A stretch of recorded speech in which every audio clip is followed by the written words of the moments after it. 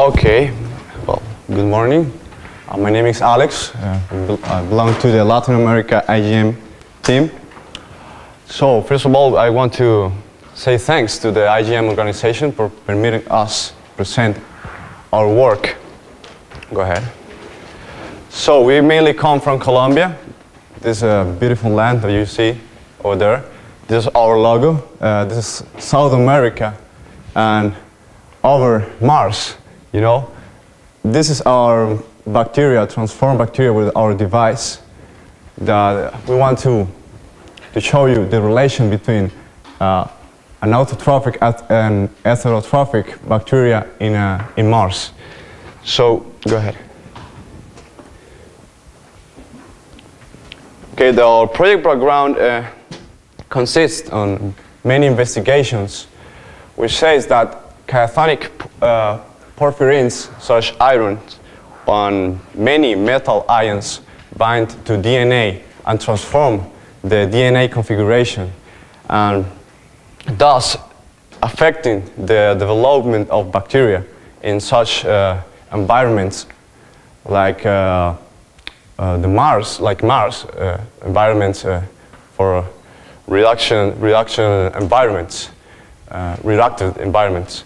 So the redox potential concentration ratio of metal ions and ferromagnetism can be good inductors of this gene expression, or how iron or ion metals are affecting the DNA on bacteria. Go ahead. The level of electric current used in this formation of oxidants, we have found in previous experiments that UV light serves as a electric current to induce this formation of oxidants too. Go ahead. Okay, our objective is to assemble, was to assemble a machine with standard parts from BioBrick for iron detection in presence of UV light and simulating extreme conditions on Mars. Go ahead. Our hypothesis says that biosensorability of our device, our proofs, depends on the iron concentration and on medium and the presence of photons of UV light. You know, there is a relation between UV light and iron in medium. It's called the photon-fenton reaction. Go ahead. Okay, our experimental design, I have to say that it was we worked hard on this. First of all, it shows a E. coli DH5 alpha strain, competent cells. We assemble our parts, our BioBrick parts. We choose a promoter from a bacteria, autotrophic bacteria called Acidithiobacilus ferrooxidans. Those promoters belong to the Ross operon for the oxidation, for the iron oxidation. We assemble those parts to BioBrick parts, mainly the part 1D from plate 2. I'll show you then what is the name of the part. So then we transform, we transform the bacteria, and okay, we construct this. This shows the DNA construction, which shows a plasmid PSB183. We cut the plasmid at X/1 restriction sites. We insert our sequence, our promoter for iron detection, and then we assemble and transform the cells. Go ahead. This shows you how most. Okay, we grow in LB medium, in agar and liquid medium, different concentration of iron from known parts of million to 100. With presence or absence of UV light, we made different experiments And we find that then we measure the response of our bacteria by DNA fluorescence quantification by picogreen using a Tecan fluorescent meter. Then we measure the pH, the millivoltage, the voltage on a medium at 0, 10, and 12 hours in each experiment. So this is how much we did the transformation. We insert our iron sequence in our plasmid. Then we transform. We made an electroporation. We also did a chemical electroporation. Then we exposed to conditions. Those conditions are UV light presence with absence of oxygen or low concentration, and presence of oxygens without UV light, and UV light with oxygen.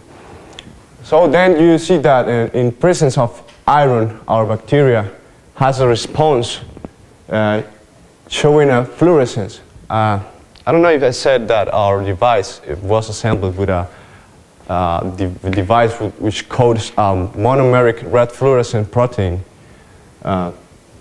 which also has two inputs, in this case iron concentration and presence of IPTG. See, this is the box. This is our bacteria once transformed are the iron concentrations, under iron concentration and different, under UV light presence and different concentration of iron. Go ahead. Okay, this is, these gels show us that our machine was assembled successfully. Then you see that our machine, the first band, about 3.5 kilobase pairs, and the original device from BioBrick, who has a 3.2 kilobase base pairs. These gels show us most, yeah. And then the other two bands on left show us the linear configuration of DNA after digestion. Okay, go ahead. This is an expression of monomeric red fluorescent protein under UV light. Yeah, as you can see, this side, the figure B, shows us the expression of that monomeric red fluorescent protein under different levels of iron and presence of UV light. The figure A shows us a low concentration of iron. There's no response or not cut, or the protein is not being coated. Go ahead. So to quantify our experiment, our measurements, we measure the optical density of the ground of bacteria under different conditions. As you can see, the highest point of ground was at 100 parts per million under UV and oxygen condition. Now, and the lowest was that the non-presence of iron and absence of UV light. Okay, go ahead. We also quantified the DNA of our bacteria by fluorescence. Then we have the joules of fluorescence. This gives us a relation between quantification of DNA in concentration and nanograms per milliliter, microliter. Okay, you can see over there that in presence of UV light and oxygen at 100 parts per million, this is the highest fluorescence. There is the highest fluorescence at the absence of or lower concentration of iron. There are the lower absorbances or fluorescence of DNA. Go ahead. Where we got our results, we also measured the redox potential. As you can see, the oxygen and UV condition and oxygen and no UV condition. The oxygen and UV condition show us a decrease over the redox potential. But the oxygen without UV and no oxygen, or lower condition of oxygen without UV, shows a constant redox potential through the different iron concentration. We also can see that this can be easily explained because the presence of UV light and the presence of the higher concentration of irons permit or allow the bacteria to use the iron or as a source of energy. I have to say that this is an autotrophic bacteria, non-autotrophic. Yeah. So it's not commonly to say that an autotrophic bacteria use iron as a source of energy. So we found here there's a relation between UV light and iron concentration. So, go ahead. Okay, this relation of pH. You see that pH doesn't change too much. They say it stays between 6.2 and 7. We can explain that because we used a LB agar that has a buffer, so the pH doesn't change too much through time. Go ahead. Okay, I want to relate those the first results, which were the fluorescence, the presence of fluorescence by DNA, quantification of DNA by fluorescence, and electronic or redox potential in presence of UV light and oxygen. We have here that a higher concentration of iron under oxygen and UV light, the DNA fluorescence, the determination of concentration of DNA is higher at higher concentration of iron. We also see that at higher concentration of iron, there is a lower redox potential, as I said before. So we can relate those aspects or those results because it's interesting, you know. The bacteria at higher concentration is taking or is making oxidation of iron in presence of UV light. So you can see over there clearly that there is a relation. Go ahead. Well, these are our conclusions. First of all, I want to say that the biobrick parts were efficiently assembled and transformed in our biosensor. You know, this says to us that the synthetic biology is an important approach to understand how organisms can develop in extreme conditions. Also, we see that biosensorability depends on iron concentration and the presence of UV light on medium. You know, it's not such easy to put a bacteria on iron and then to see what happens. No, you have to control those interactions, and that says to us that in presence of UV light, iron serves as a source of energy.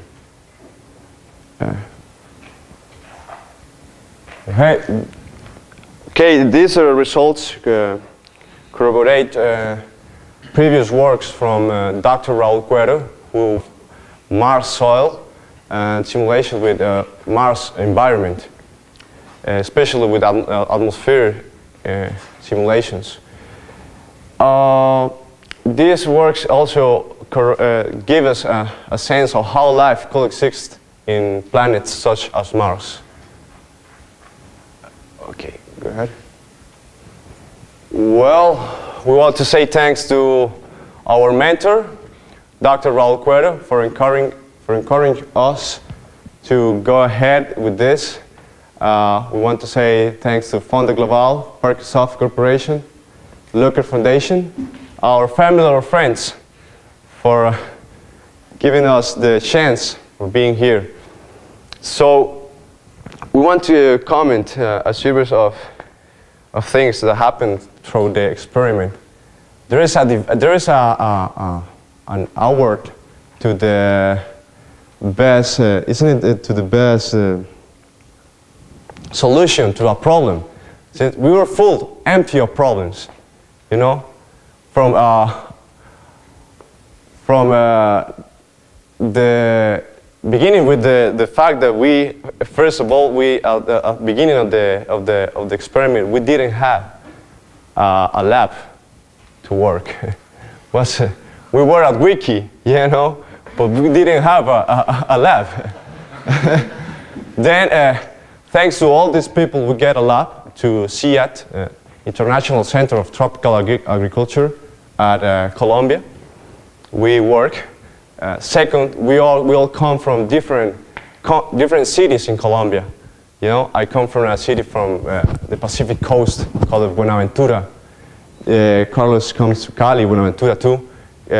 Sandra comes from Bogota. Claudia comes from Sogamoso. And Carolina comes from Cali, from different cities. So,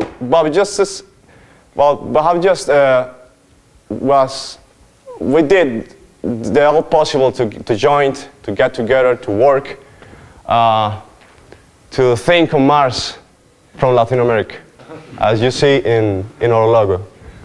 So we are here, and we want to say thanks to you for listening, for permitting us to present our work. Thanks.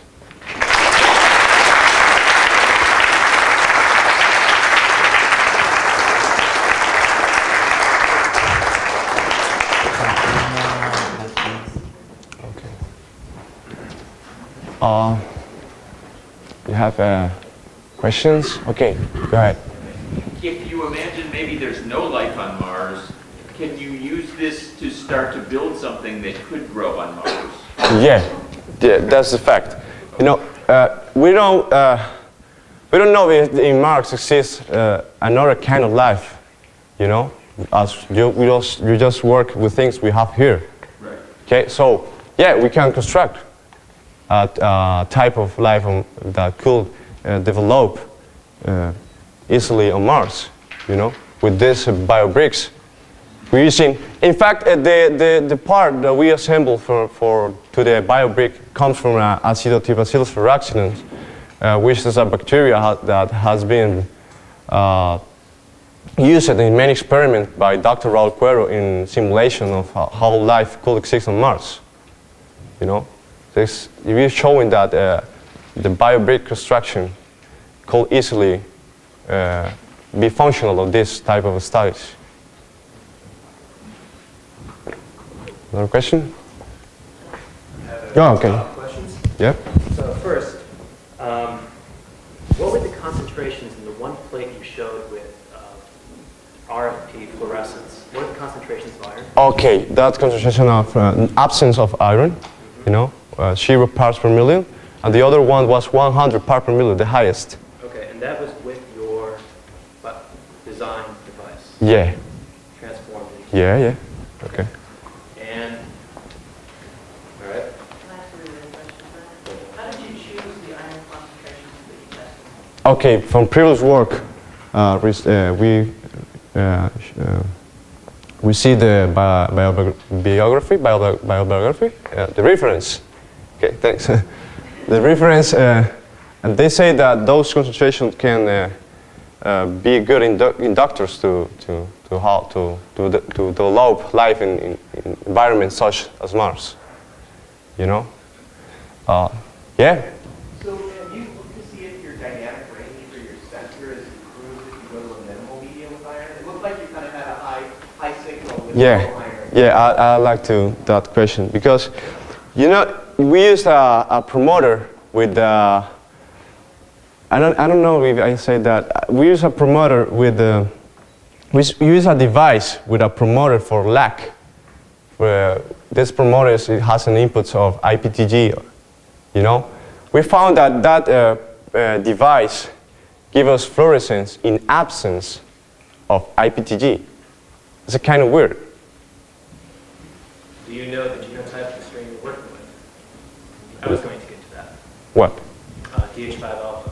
DH alpha. Does it have a copy of lac I in the system? Do you have a repressor? Oh, yeah. Oh, It's been a while since I've looked at that strain. Do you know? No, I didn't know. Go ahead. That's explains a lot of things. Thanks. Yeah. Okay, that's it. Oh, another question? Yeah, go ahead. And since your part was based upon measuring fluorescence of RFP, why again were you looking at the relative change in essentially DNA concentration with iron? Oh, I don't. Well, you were saying the charts, the actual graphs you showed were DNA fluorescence. Yeah, measurements with picogreen, what is it? Right. And it shows DNA concentration. what was the overall goal there of looking at DNA, changes in DNA levels? Okay. Difference of iron. When you pick a different, you measure the DNA through different conditions. There is a higher concentration of DNA. There must be higher concentration of bacteria. Do you think? Because there are more bacteria on medium. We want to relate those optical density and DNA quantification. I don't know if it wasn't clear if I didn't say that. No, but I was expecting more okay. characterization of the actual fluorescence output of your part. That was all. Okay. Right. Anything else? Thank our speakers.